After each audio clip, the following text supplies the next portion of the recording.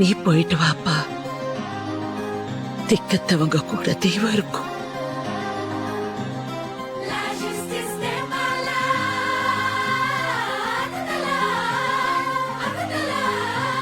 இல்ல எசைக்கு புரோட்டா கடை இதான் அட்ரஸ்.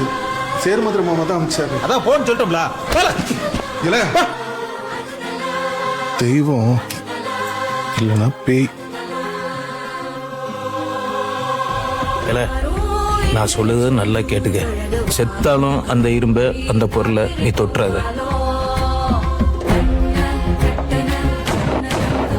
முத்து நீ ஆளுதான் என் கூட நின்னுக்கிறியா? தப்பிச்சு போயிருவோமா?